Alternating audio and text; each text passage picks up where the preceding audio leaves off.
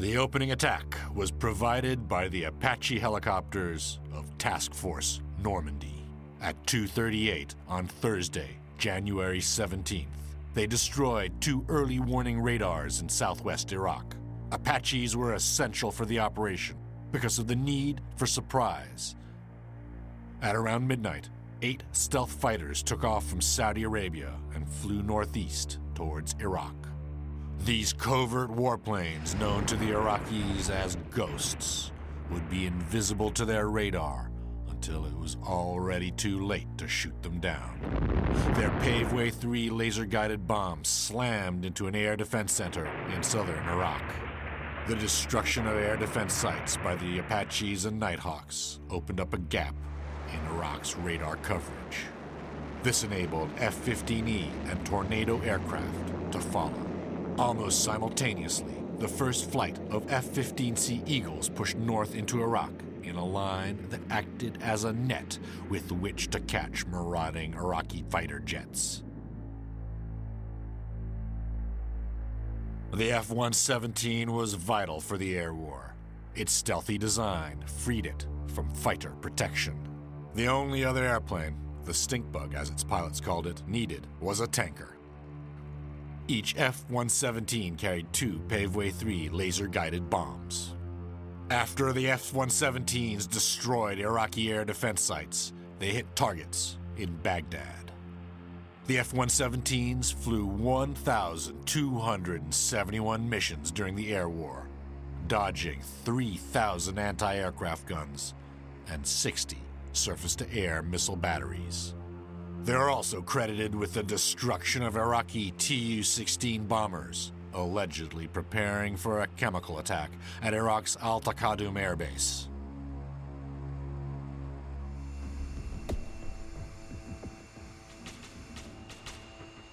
Throughout the war, the Nighthawk was untouchable.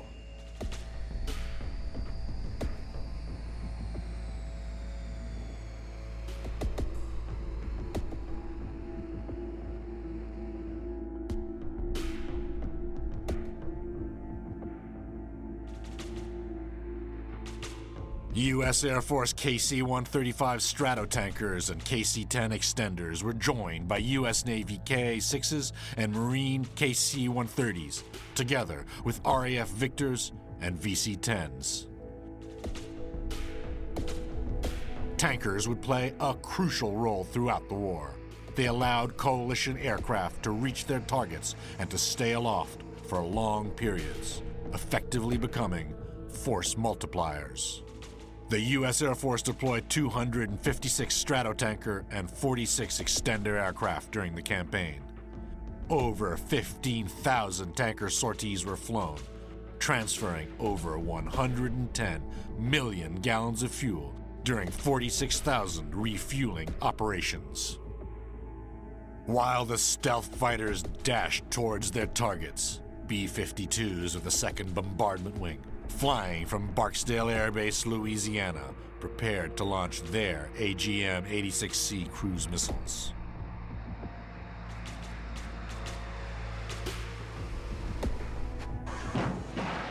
Meanwhile, Wisconsin and Missouri, both U.S. battleships in the Persian Gulf, began launching their Tomahawk land attack missiles. I think going downtown Baghdad.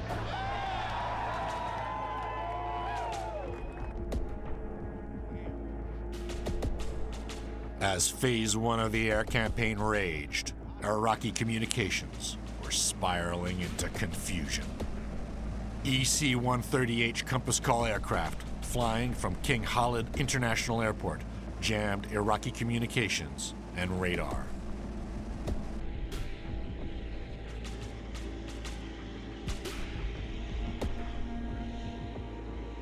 Once the Nighthawks and Apaches had ripped a hole through Iraq's radar coverage, 19 U.S. F-15Es attacked Scud missile sites in western Iraq.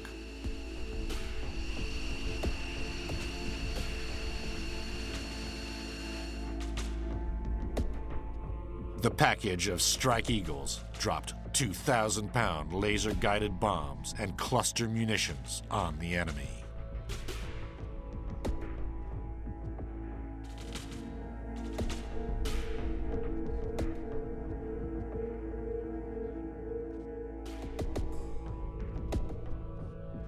A-10 Warthogs joined the hunt for the missiles, but the Scuds were elusive targets. They were relatively small and could be hidden or kept mobile. It's impossible to say how successful the Great Scud Hunt was, but the air war helped at least to keep the launches down. Despite this, on February 28th, a Scud attack killed 28 U.S. troops when their barracks at Khobar, Saudi Arabia was hit.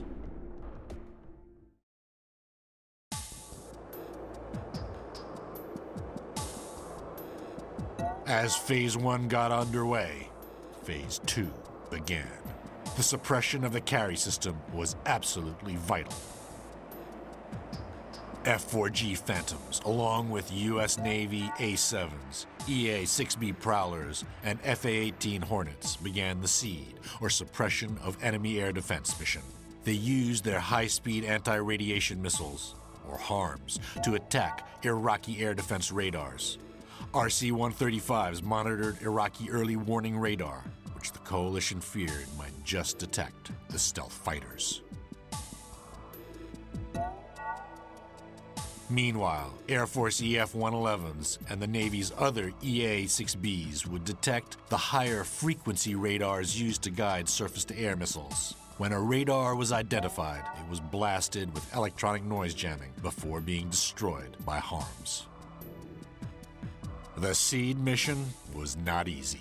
Iraqi airspace was heavily defended.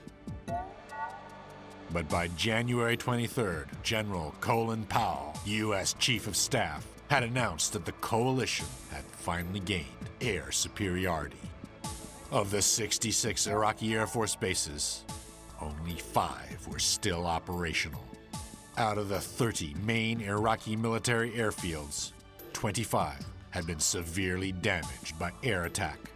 The SEED effort now allowed coalition aircraft to attack from heights between 8,000 and 10,000 feet. According to one pilot, Phase 2 allowed the coalition to suppress the SAMs and get up out of the weeds. One day later, press reports announced that almost all of Iraq's air defense radars had been hit.